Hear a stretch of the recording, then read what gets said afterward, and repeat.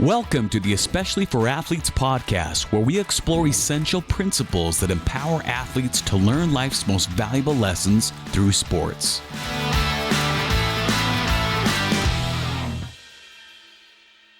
Welcome to the Especially for Athletes podcast.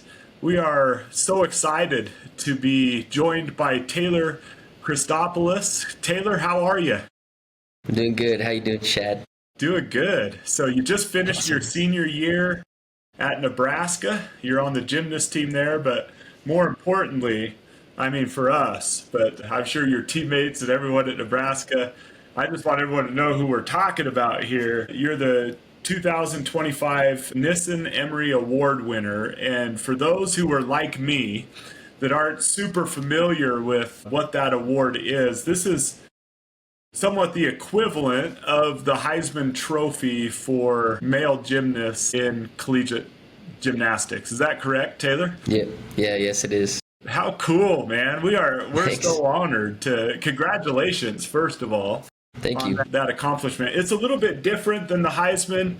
We were talking a little bit about this before, and I read up a little bit on it, but it takes in kind of the holistic view of the athlete. So it's not just performance, though I'm sure that's a huge part of it, but it also takes in to account academics and social, like your social impact and everything else. And so taking holistically all the gymnasts in the country this year, you were the one chosen to win that prestigious award. So congratulations. Tell us your thoughts on winning that award and being honored in that way.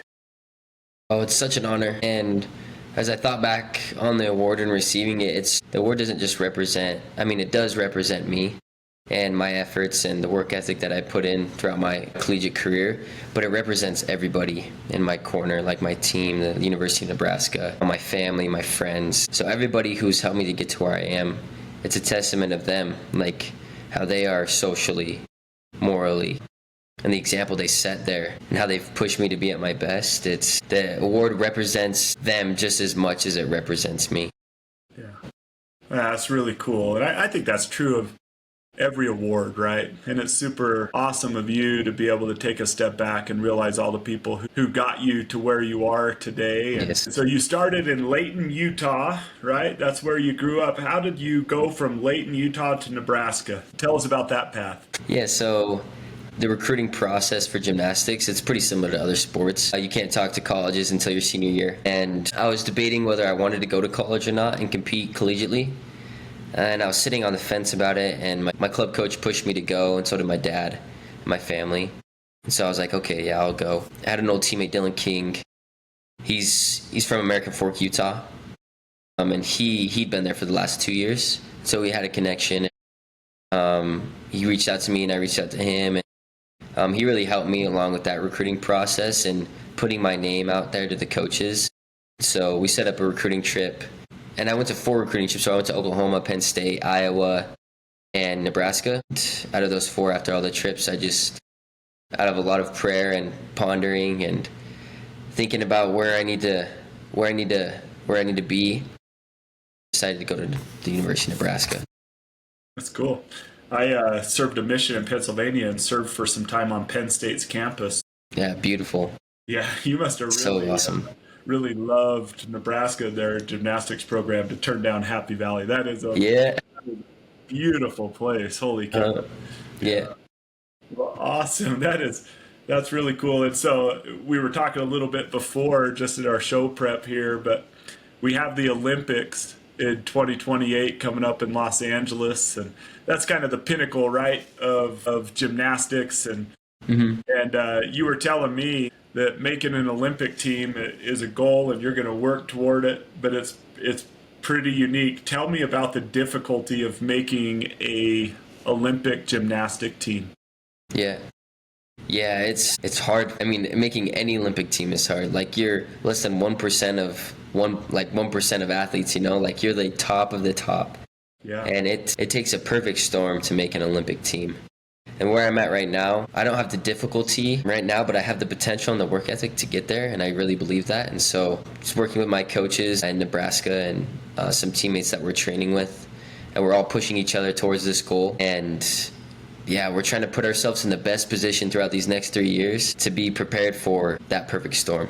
Yeah. And yeah, to see what happens. And so I'm really excited for the journey. It's going to be really hard, but really, really fun. And it's going to teach me a lot. It's going to teach the coaching staff a lot, the teammates a lot. It's just going to push us all to be at our best. And I'm really excited for it. So yeah, that's really cool. So when you say I don't have the difficulty yet, like there is certain tricks with each or movements. I don't know what's the phraseology in gymnastics. Yeah, difficulty. So gymnastics, you have, so when somebody goes up, when you watch Olympic Games, when they go up and they salute to the judge, they have their routine in their mind, their D score. So we call it their D score, their difficulty score.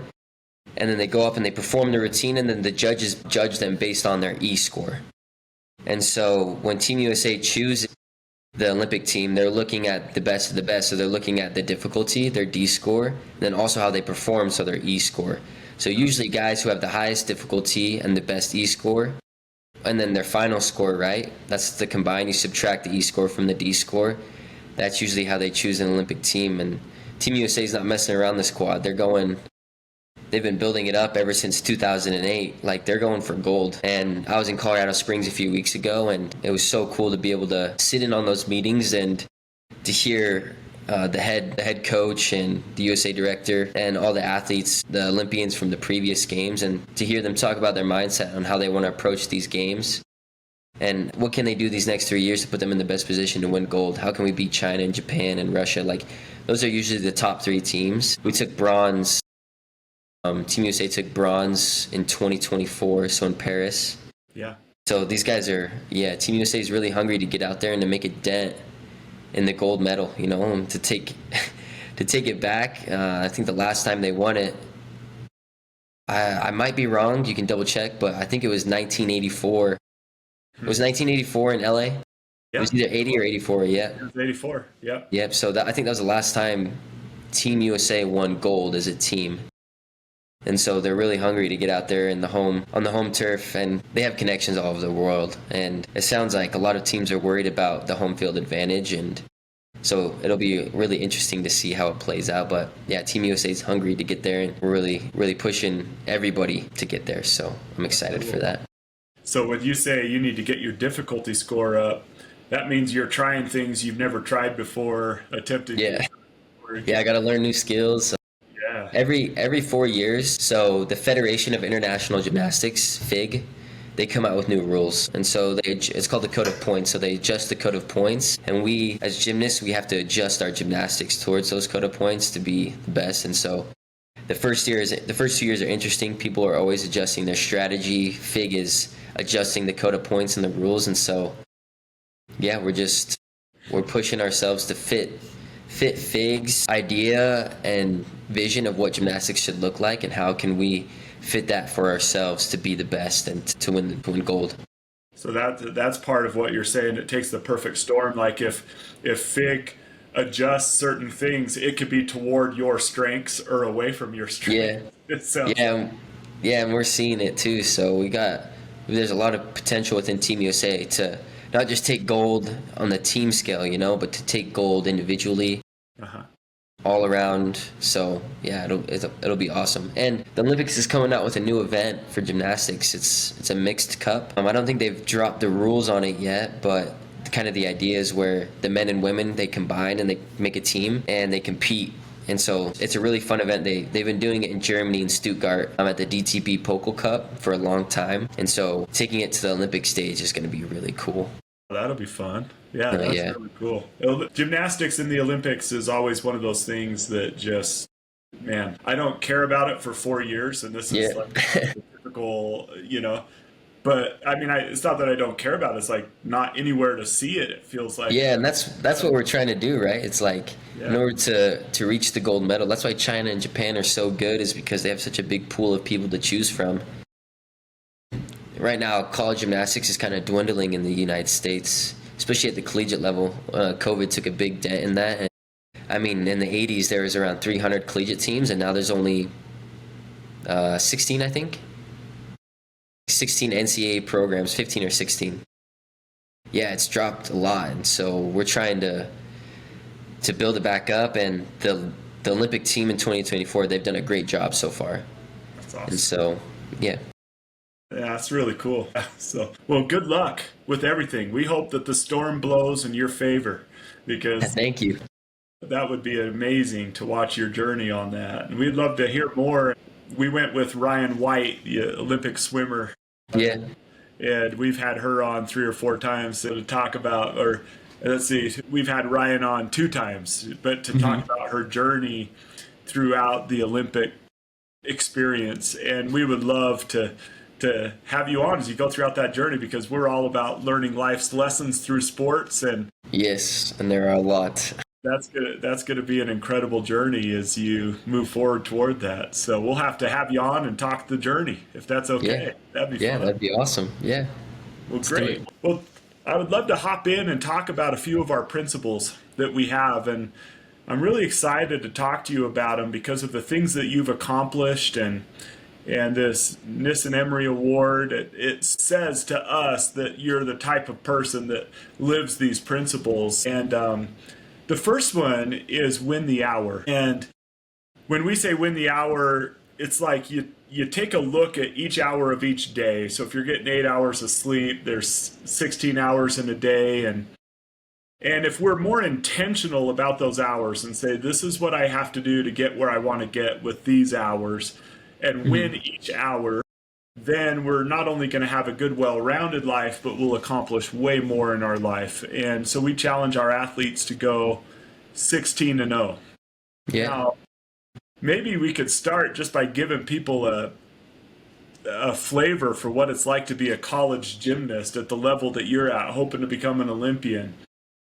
Can you walk us through just a typical day of Taylor Christopulos at Nebraska? I'd love to know what it's like to be a college gymnast. Yeah, so it's adjusted definitely throughout the years. I think my freshman year was the hardest, just learning how everything worked. But I wake up in the morning. Yeah, in season it's different too than in the summer season when everything's ramped up. So when we're ramped up the most, I wake up in the morning. It depends on the day. I usually wake up around 9. 9? Yeah. I used to wake up earlier, but honestly I try to get as much sleep as I can for recovery. Yeah. We'll go in for rehab about 2 or 3 times a week. Get rehab treatment done on the body, usually before practice. We'll also do weight training 3 times a week too. And so getting the body primed in the fall to be strong enough and the endurance is up. So when season comes, we're ready to compete at the highest level. Yeah. So we'll do that 3 times a week. Rehab 3 times a week. But my day, I'd wake up at 9, I'll eat breakfast, then I'll go do rehab. Or if we have weights, we'll wake up at 6:30 and we have weights at 7, and then I'll rehab after, get breakfast. And then I study all day until practice. We train at 2 o'clock every day. Okay. So we'll study up until practice, and then 2 o'clock hits. We're usually in the gym a little bit before then, an hour or 30 minutes before, like getting mentally ready, physically. And then we train for about 4 hours. So we go 2 to 6 max. People usually aren't there until after 6. I'm not.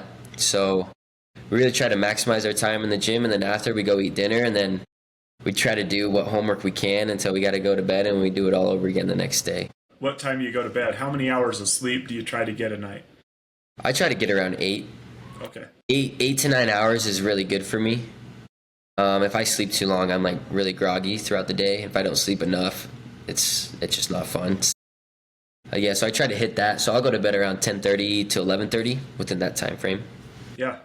And then waking up at 9, that gives you the time to fall asleep and get that 8 hours in. It's amazing, Taylor, like as we've talked to elite athletes, so many of them and their coaches are prioritizing sleep. Mm-hmm. They talk a lot about sleep in relation to recovery. I don't know if you know any of the science behind it. We aren't asking for that, but just what have your coaches taught you about the importance of sleep? Is that something they talk about?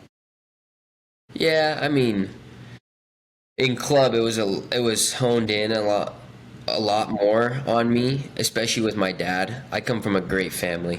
I love my family to death. And my parents really like instilled in us how to be mature in those instances, and like if we want to be at our best, there's probably one path to get there, right? Yeah. So sleep was huge. My dad's been an athlete his whole life, and I had an older brother who did gymnastics too, so that was really good to grow up and to have an older brother to where we pushed each other to be at our best. And so, yeah, sleep, it wasn't just sleep, right? It's food, what you're putting in your body, and what you're doing outside of the gym, like your thoughts and how you're preparing mentally. Like, gymnastics is this crazy physical sport, but man, going through it my whole life, and I think a lot of gymnasts would agree with me, there's more weight mentally than there is physically. We train our bodies to the point where we can handle pretty much anything. But man, you got to train your mind just as much as you train your body, probably even more. Like, you see Olympians go up there all the time, the best of the best in all sports, right? And they've trained physically, they're ready, but man, their mind it'll hold you back from doing what you really want to do. So Yeah. So sleep is just as important as, it's one piece to the puzzle. It's like one piece to the perfect storm. Yeah. And that was our team motto this last year, was "It takes what it takes." It's this book that my sisters are big tennis players. Uh-huh. And my dad had them read it. It's called "It Takes What It Takes" by Trevor Moawad. And he talks about, if you want to be the best, there's usually only one route to get there. And are you willing to make the sacrifices to get there? So when we talk about sleep and all the hours in the gym, what you're putting in your body. Our team motto this year, "It takes what it takes." That's really what we try to focus on. Like, what does it take for us as a team, as individuals, to achieve our goals? So it's training your mind to be able to put you in the best position to handle stress and pressure, right? Like, pressure's privilege. It's because you earned it. I don't know if you know anything about CrossFit, but Matt Frazier, he's a CrossFit athlete, one of the greatest CrossFit athletes of all time. But honestly, like, mentally too, this guy, you should look him up after this if you don't know who he is. But he would always say, you win in the gym when you win out of the gym. So that's really what we tried to hone in on and push, is like, everybody's doing the same thing in the gym. Pretty darn close, right? Like, you're in there, everybody's training 24 to 30 hours a week. You're training the events, right? Like, you're putting the same time, but what are you doing out of the gym to set you apart? And Frazier talks a lot about that, like how that really set him apart from his competitors, and the habits you have outside of the gym, and how they exponentially impact your performance in a positive light inside the gym and in competition.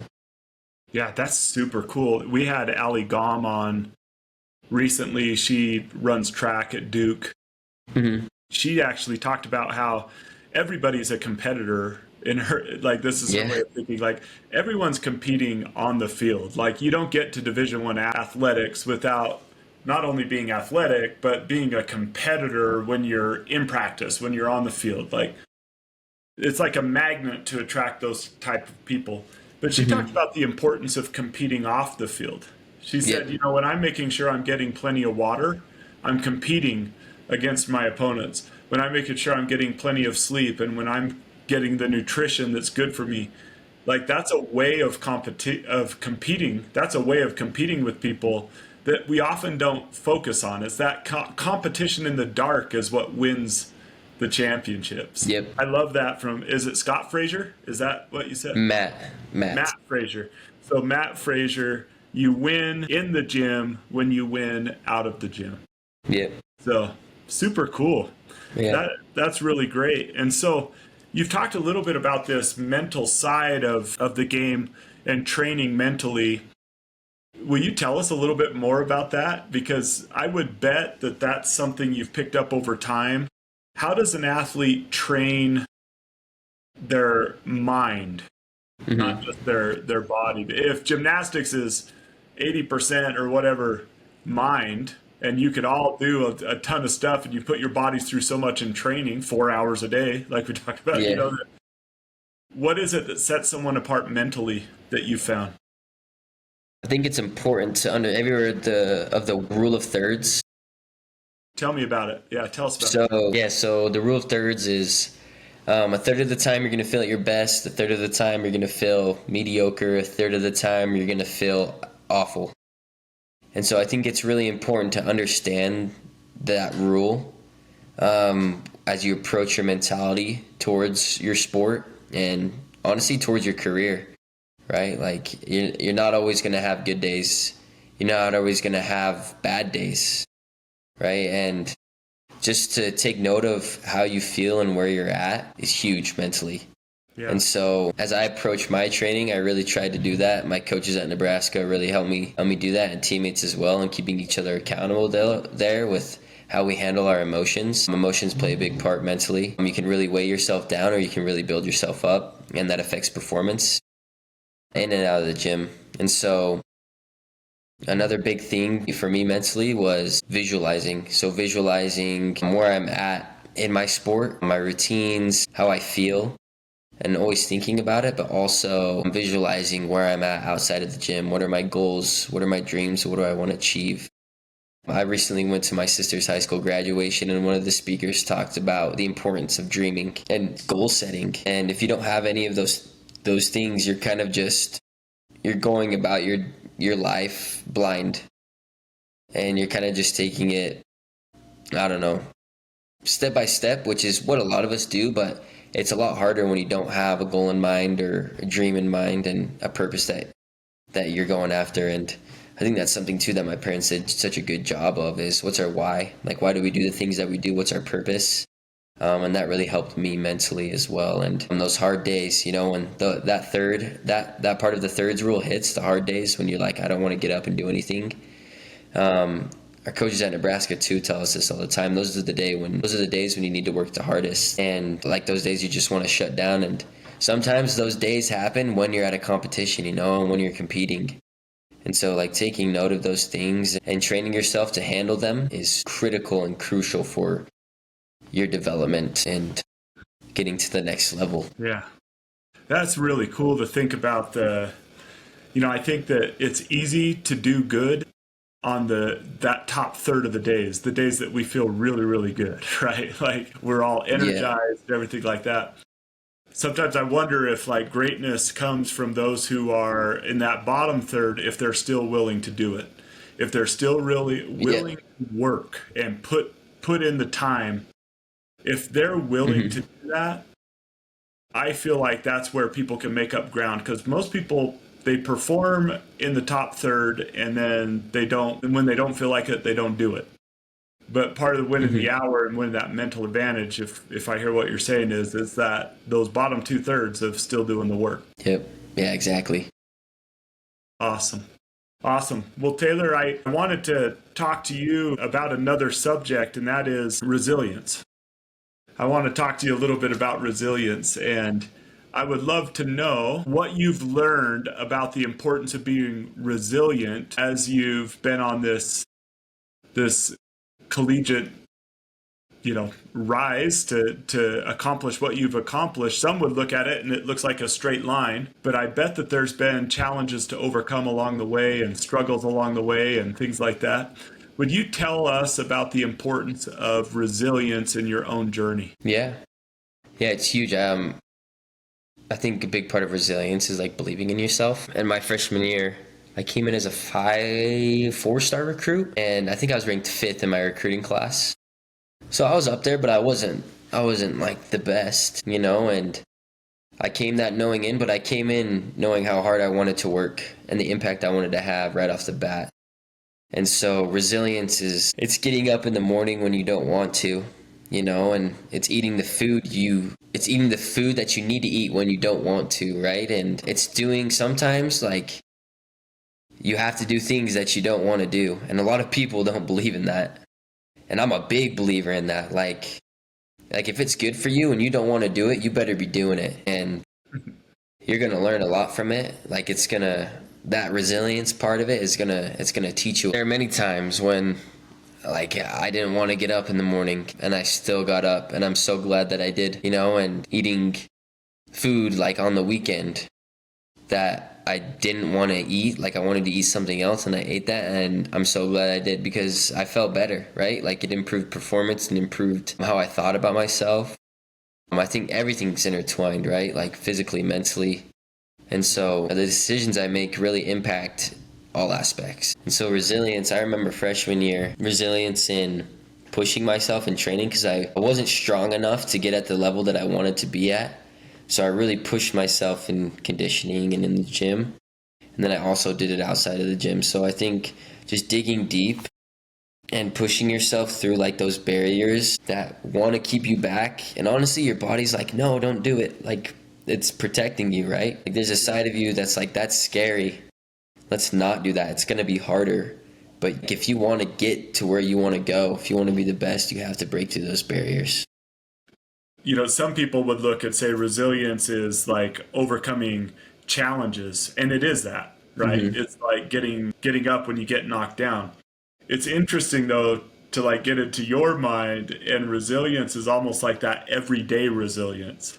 Not Mm-hmm. just the event resilience, which is, oh, I had this setback happen, I need to respond, I have an injury, I need to be resilient, or I had a loss and I need to get back up. But it's almost like, to you, resilience is more those every single day decisions. I'm going to get up, I'm going to get out of bed, I'm going to keep going even though I'm tired, I'm going to eat this even though I don't want to eat it. Yeah. Do you attribute that kind of resilience more to your success than even the other kind of resilience? The everyday versus the big response to a big loss or something like that? Yeah, for sure. Yeah. Yeah. Yeah. And I think every athlete and every person has an instance in their life that's changed them for the better.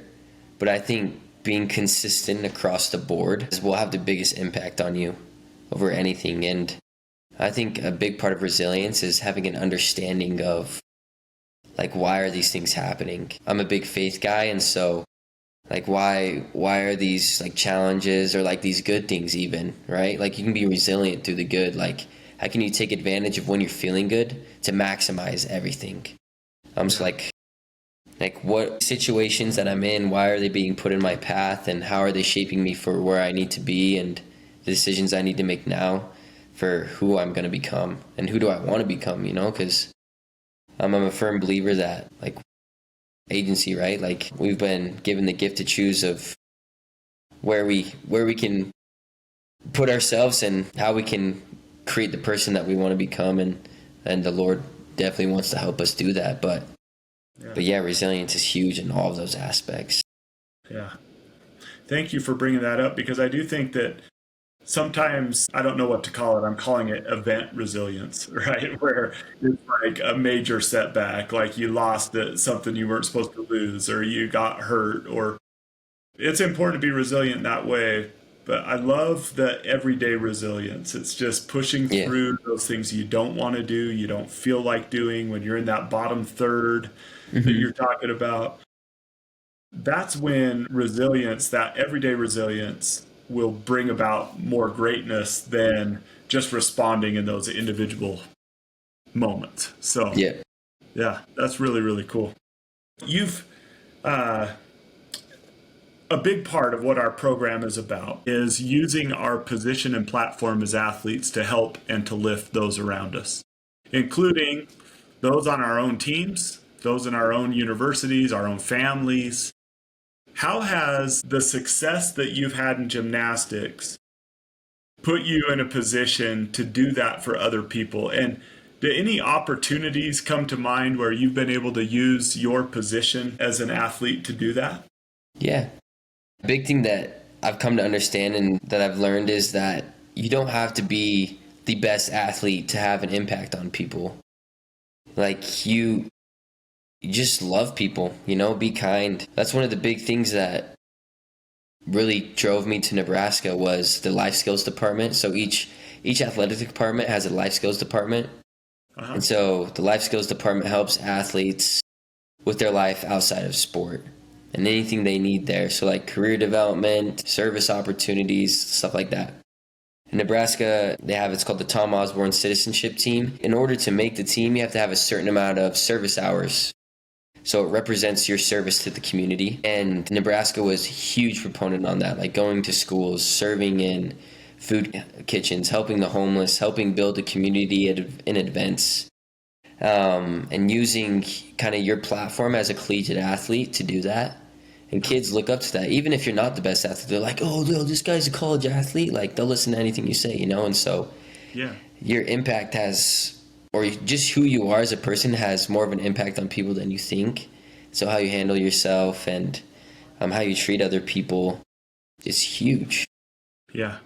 Yeah. When you go back and think of Taylor at Layton High, knowing that a large part of our audience are right there in high school. And we always learn things as we get older. We look back and we've matured a little bit. But some of us, if we're willing to share some things that we've learned along the way, it can help those who are currently there. If you go back and talk to 14-year-old Taylor Christopulos, that he was just getting ready to go to high school, what are some things that you would share with him about using whatever position you have to help and lift other people? Yeah, I think I would, if I sat down with my 14-year-old self and had a conversation with him, I would try to have as much compassion as I could.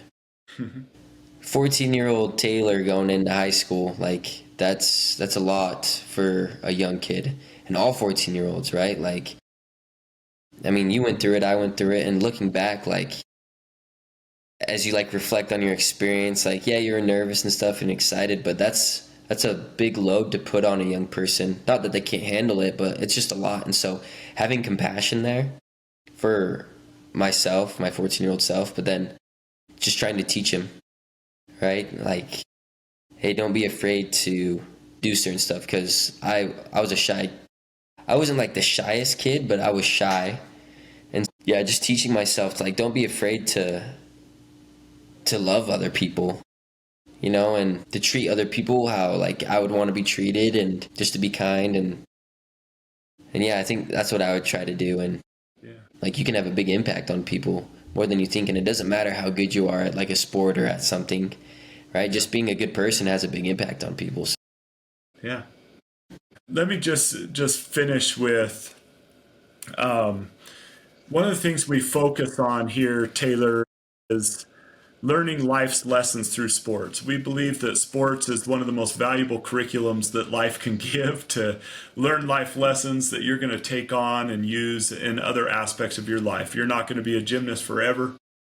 I'm curious, what are some of the most impactful, even if we've already talked about them, you know, doesn't have to be anything new, but when you look over your athletic performance, your time in gymnastics, what are some of the most valuable lessons that you personally have learned? Yeah.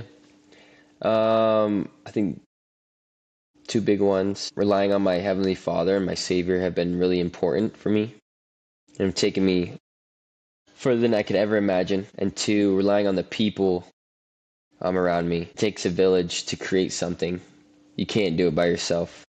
And so if you have those two things, like, you're unstoppable, really. And I would just say to other athletes out there, like, take advantage of your network and who you surround yourself with, because they have the biggest impact on you. And then if you believe in a higher power, rely on them and see where they'll take you. What does it look like for you to rely on your network of people? Yeah. What does that look like for you?